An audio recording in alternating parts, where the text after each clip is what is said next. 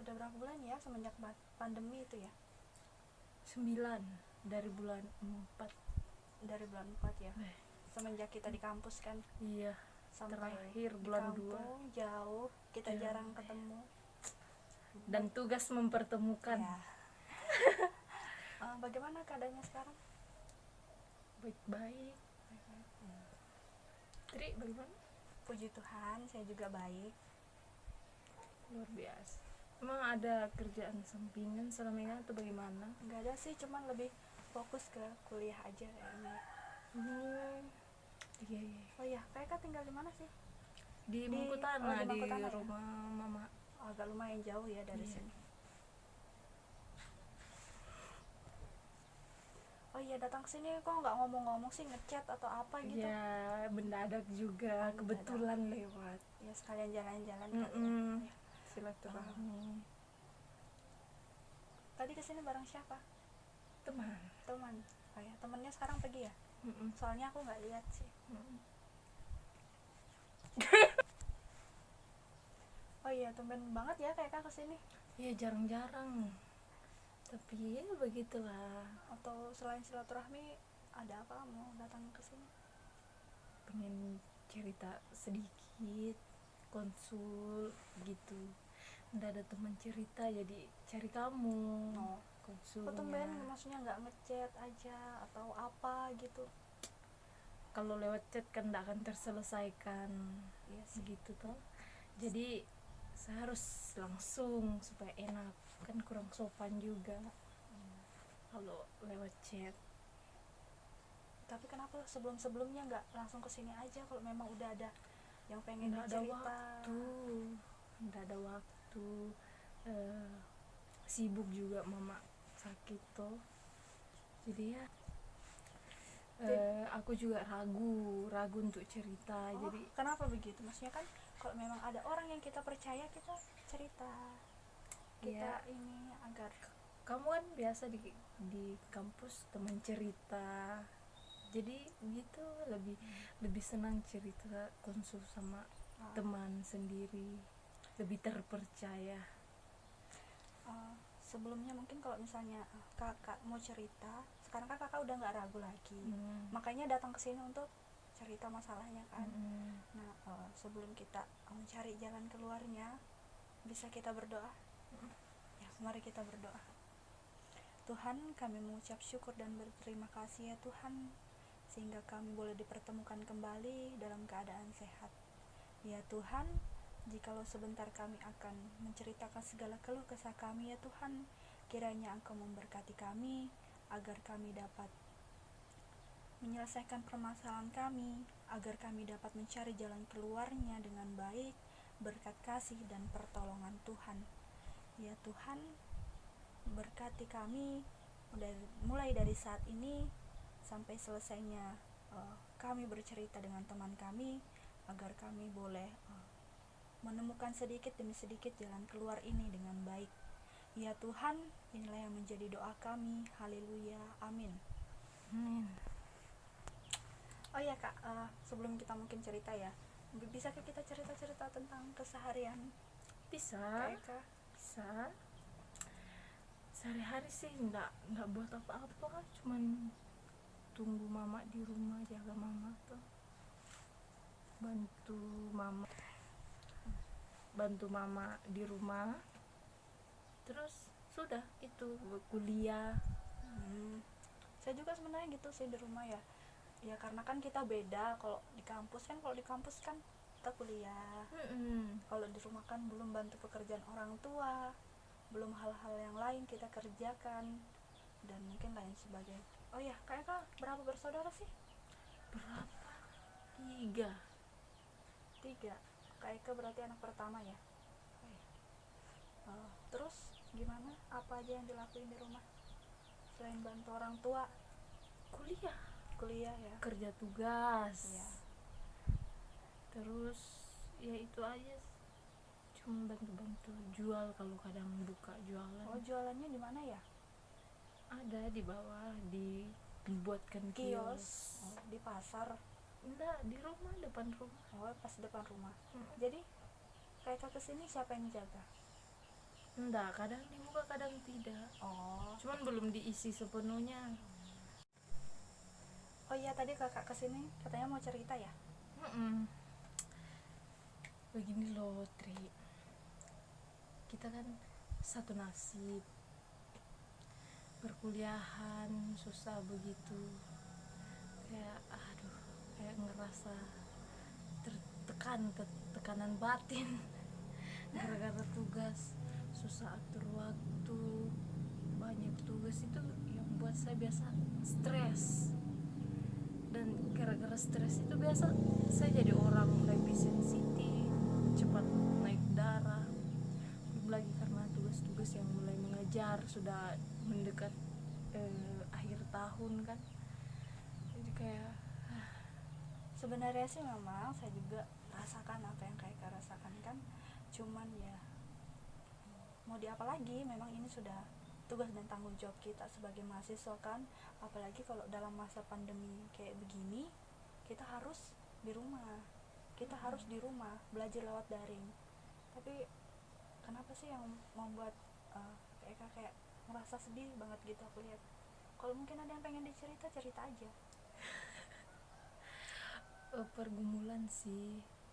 Selain itu kan mama juga di rumah juga kan, mama sakit, jadi agak aduh ngeh, kayak setengah mati atur jadwal antara kuliah, mama juga harus di ini dirawat, jadi kayak susah mau atur waktu.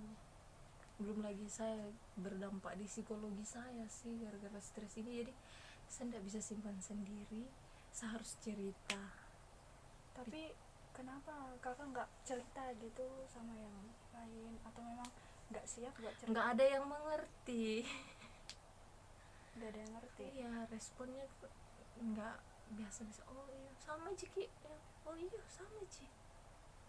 Jadi kayak kurang puas, mungkin saling menguatkan kita, kalau sesama kita kan mungkin saling mengerti, saling menguatkan begitu. Ya sebenarnya kan sama yang saya rasain sekarang, cuman kayaknya kalau Kak Eka ditambah lagi dengan mama yang sedang sakit, jadi harus bisa membagi waktu ya dengan baik. Oh iya Kak, awal mamanya Kak Eka sakit dari semenjak kapan? Dia sakit mulai bulan-bulan 6. Ditahu kan sudah dia ada tumor di perut. Saya yang temani dia, cuman jadwal operasinya itu diundur, pertama bulan 7. Sudah itu diundur, dokter lagi bilang belum bisa, karena masih haid, masih halangan, jadi belum bisa. Bulan 8-nya kan orang kalau tumor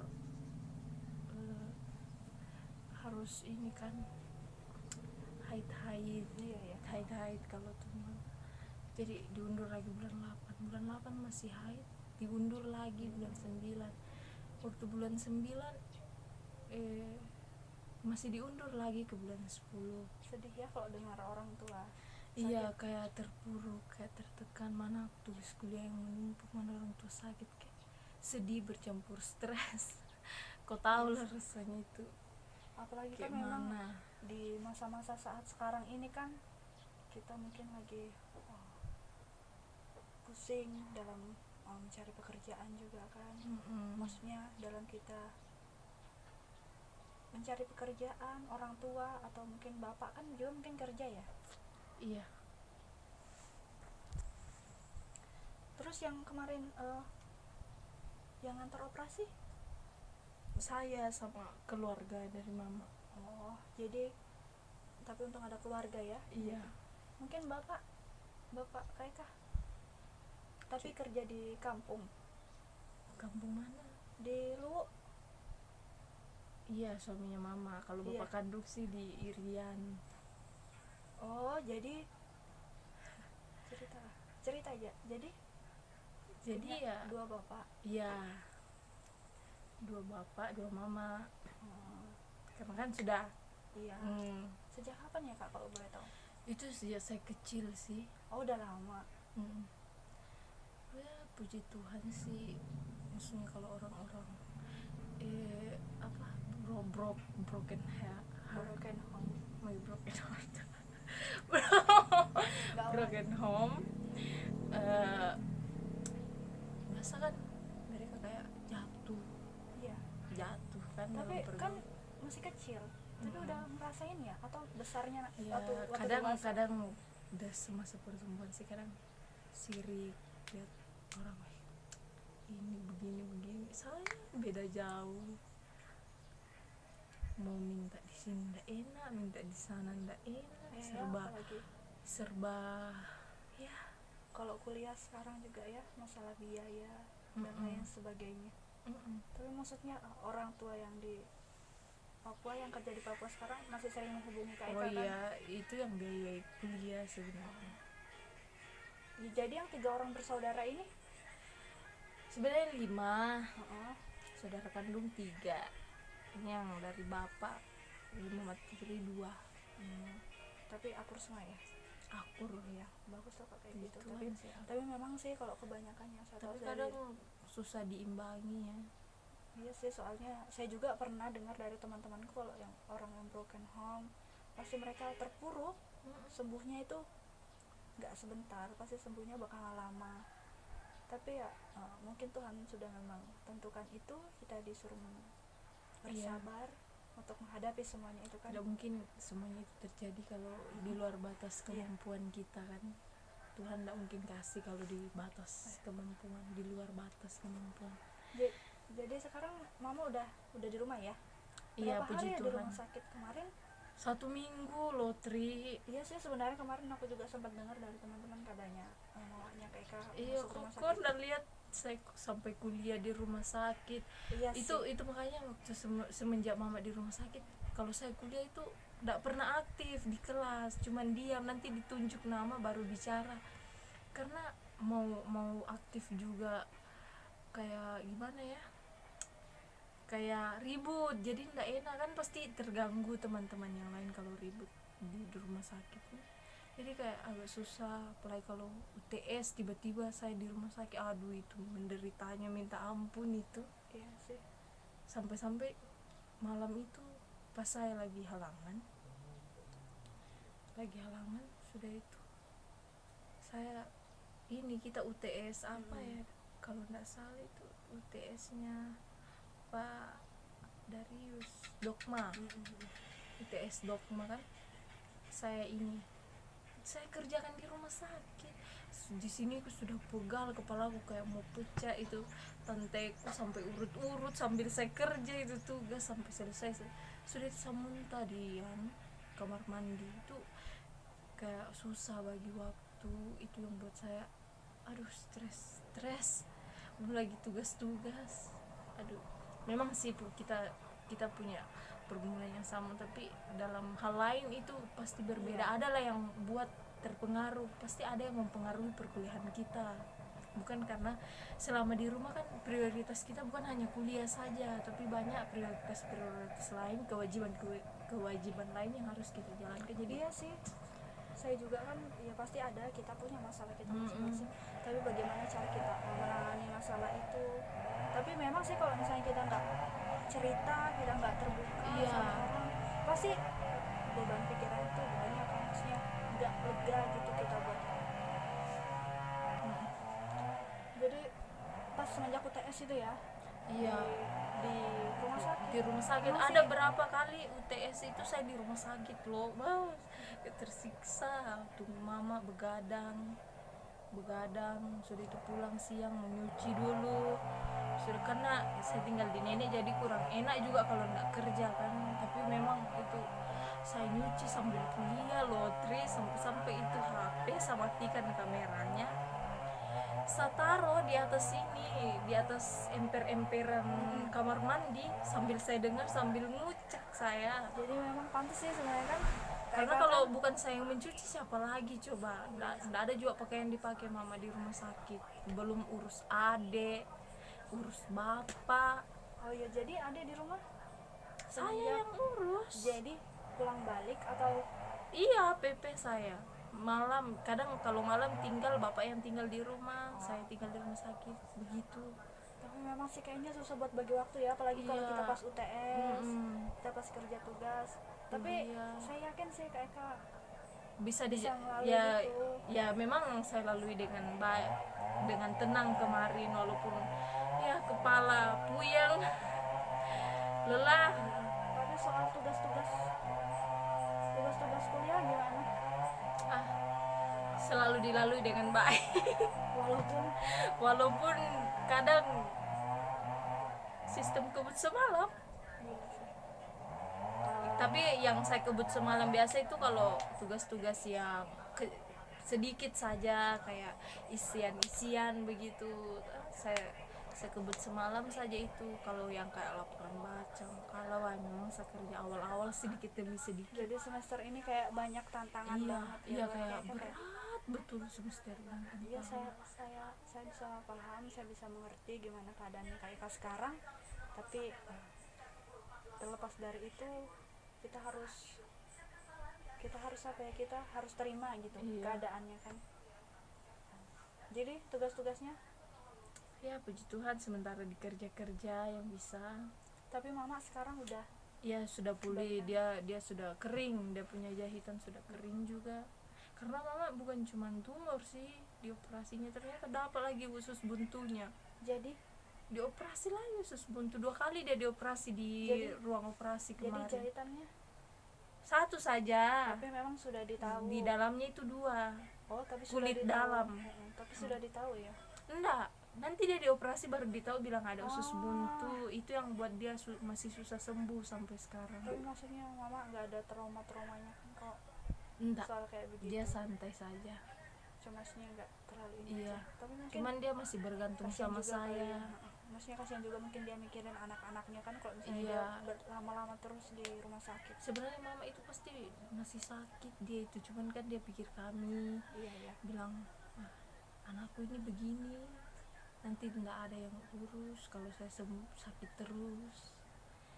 Semenjak tinggal di rumah nenek, justru kayak gimana ya, kami kayak setengah mati.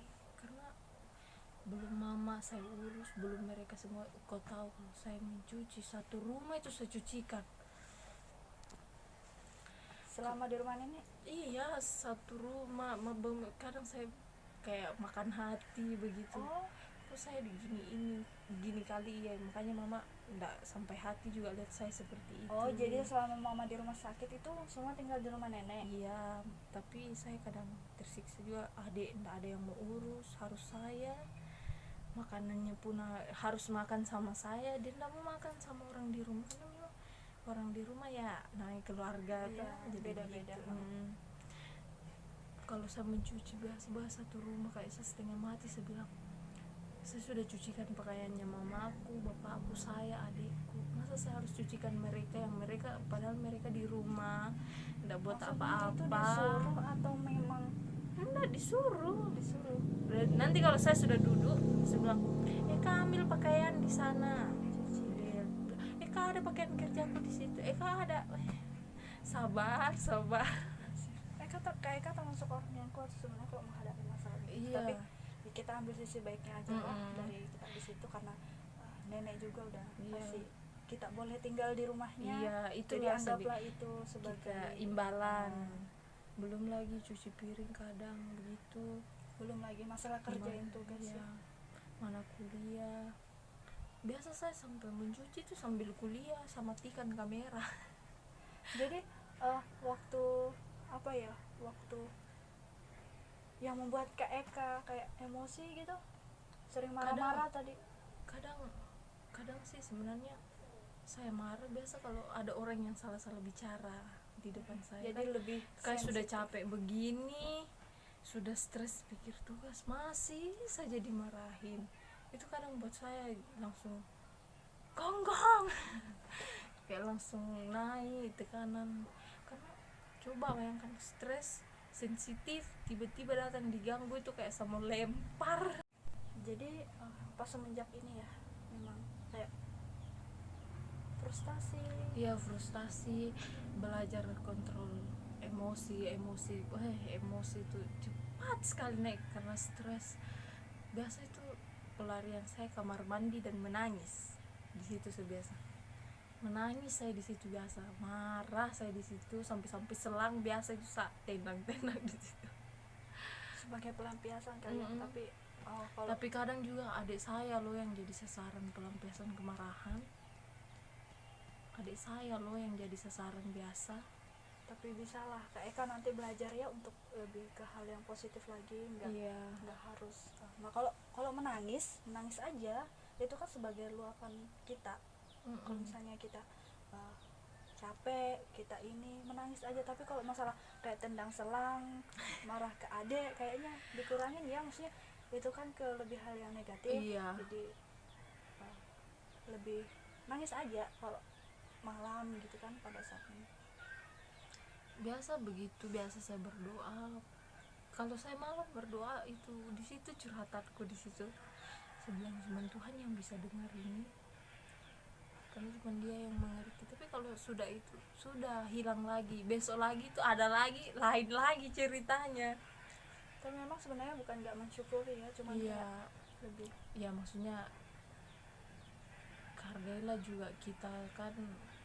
Bayangkan di rumah, mama aku di rumah sakit, saya urus dia di rumah sakit, pulang mencuci pagi-pagi, cuci kan orang satu rumah, cuci piring, masa dibentak sana sini. Bilang, itu Mi dari tadi nggak cepat.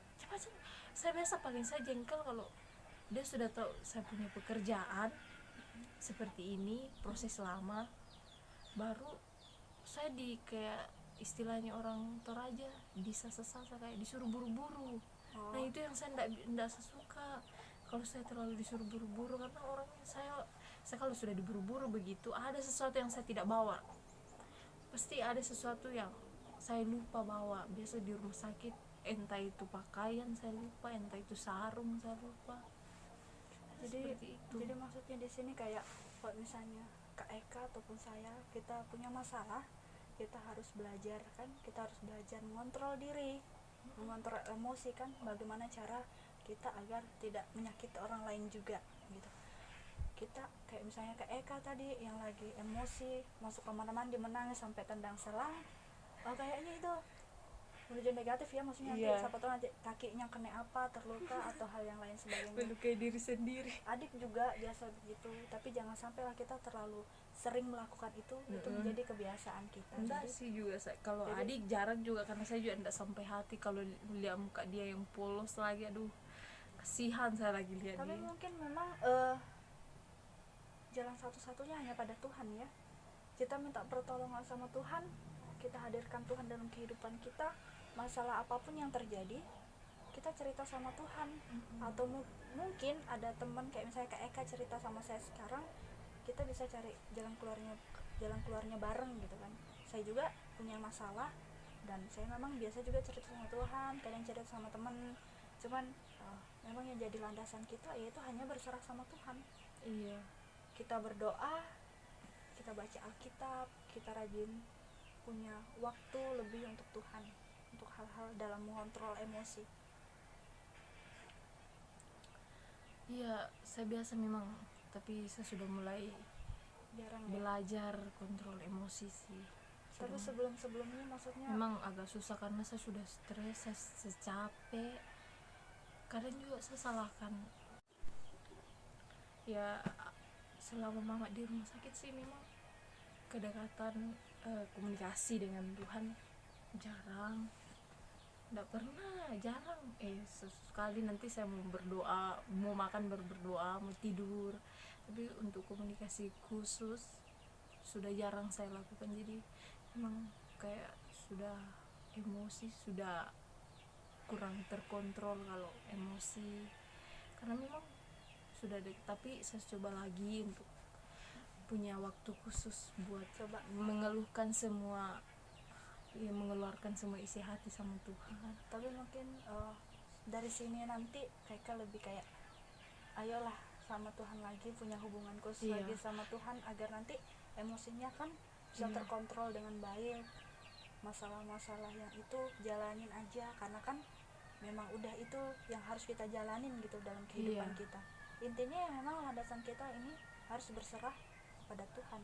Iya, makanya saya biasa ya udah, memang kehidupan memang seperti ini, tidak ada yang mulus.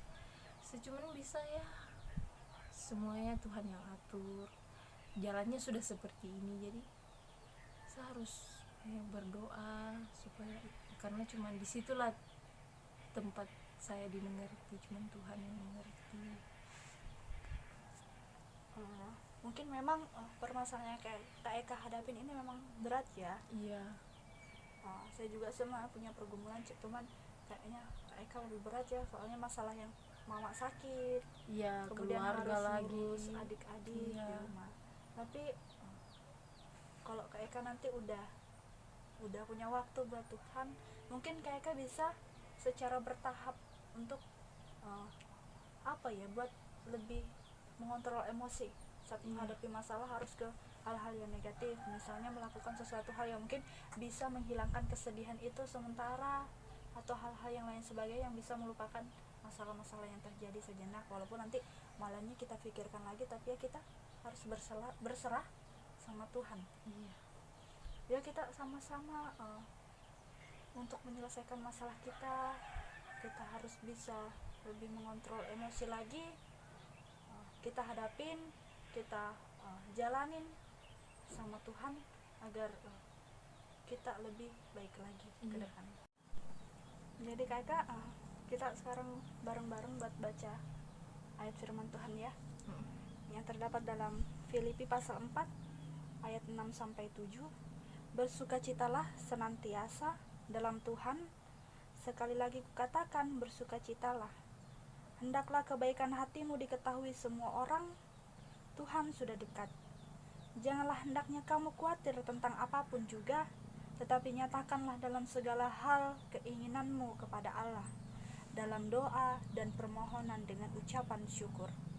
Damai sejahtera Allah yang melampaui segala akal akan memelihara hati dan pikiran kita dalam Kristus Yesus. Jadi ayat Alkitab ini mengajarkan kepada kita bahwa setiap persoalan-persoalan yang terjadi dalam hidup kita tidak boleh khawatir. Kita serahkan dalam doa, kita serahkan hanya kepada Tuhan, karena Tuhanlah yang akan membantu kita untuk menyelesaikan masalah. Saya di sini hanya sebagai pendengarnya Kak Eka. Jadi masalah-masalah yang Kak Eka hadapin sekarang, Kak Eka sendiri yang akan menentukan jalan keluarnya seperti apa. Apa yang sudah Kak Eka ceritakan tadi, semoga lebih meringankan lagi. Kak Eka bisa menentukan jalan keluarnya seperti yang sudah kita ceritakan lagi tadi. Kita harus lebih positif dalam menghadapi masalah-masalah yang terjadi, dalam mengontrol emosi kita, dalam hal-hal yang lainnya memang membuat kita akan lebih terpuruk. Jadi firman Tuhan ini sangat baik, sangat bagus, sangat indah untuk menjadi pedoman kita sehari-hari dalam melakukan segala sesuatu. Apapun masalahnya, apapun yang terjadi, seberat apapun itu, kita serahkan hanya kepada Tuhan. Nah, dalam hal ini kita bisa berdoa Kak Eka bersama-sama untuk kita saling mendoakan. Oke, mari kita satu dalam doa, mari kita berdoa. Tuhan, kami mengucap syukur ya Tuhan untuk hari ini, sehingga kami boleh bertemu ya Tuhan. Kami boleh bercerita satu sama lain, berkeluh kesah mengenai masalah yang kami hadapi di setiap kehidupan kami. Dalam kami mencari jalan keluar ya Tuhan, Tuhan bantu kami, Tuhan tolong kami ya Tuhan, agar permasalahan itu dapat terselesaikan dengan baik, turut dan sesuai dengan kehendak Tuhan.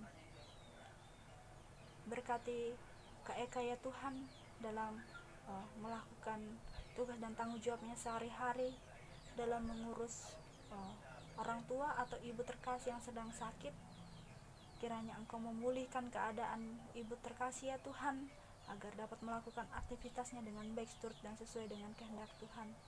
Ya Tuhan, buat Kak Eka, kuatkan dalam menjalani hidupnya ya Tuhan. Berikan kesehatan selalu, berkati ia dalam perkuliahannya ya Tuhan, agar ia dapat menyelesaikan semester ini dengan baik, surut dan sesuai dengan kehendak Tuhan. Bagi hamba-Mu juga ya Tuhan, berkati seluruh kehidupan hamba-Mu ini, agar hamba-Mu ini ya Tuhan dapat menyelesaikan masalah-masalah dalam hidup dengan baik, surut dan sesuai dengan kehendak Tuhan. Ya Tuhan, kami yakin dan percaya bahwa masalah yang ada di kehidupan kami boleh menyelesaikannya dengan baik, karena campur tangan Tuhan, karena pertolongan Tuhan yang boleh nyata dalam kehidupan kami. Kami yakin Tuhan, kami percaya ya Tuhan, Tuhan tidak pernah meninggalkan kami sedetik pun, melainkan Engkau selalu bersama-sama dengan kami di sepanjang langkah kehidupan kami. Jikalau sebentar ya Tuhan, Kak Eka akan kembali ke rumahnya, pimpin serta ia di jalan, tibakan dia di rumahnya dengan penuh selamat, dan di sana pun ya Tuhan, ia menemukan damai sejahtera yang asalnya daripada Tuhan. Ya Tuhan, kami serahkan kehidupan kami dalam tangan pengasihan-Mu. Inilah yang menjadi doa kami. Haleluya, amin. Amin. Terima kasih Tri sudah mau mendengarkan, sudah mau Hati-hati menguatkan. di jalan. Tuhan Yesus memberkati. Semoga Kak Eka bisa menemukan jalan keluarnya Kak Eka. Iya.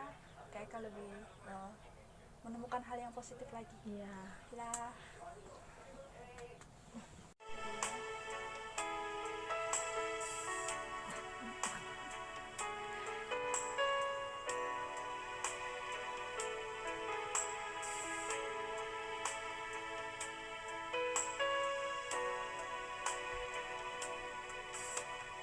Terkadang kita merasa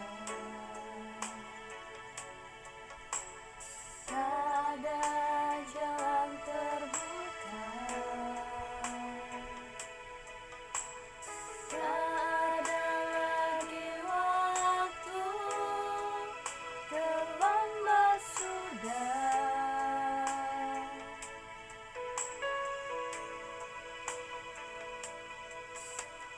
Tuhan tak pernah berdusta,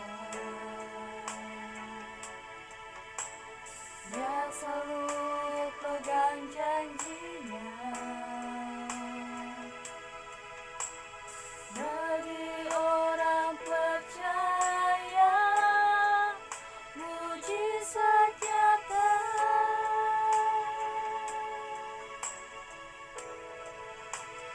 Dia mengerti, Dia peduli persoalan yang sedang terjadi. Dia mengerti,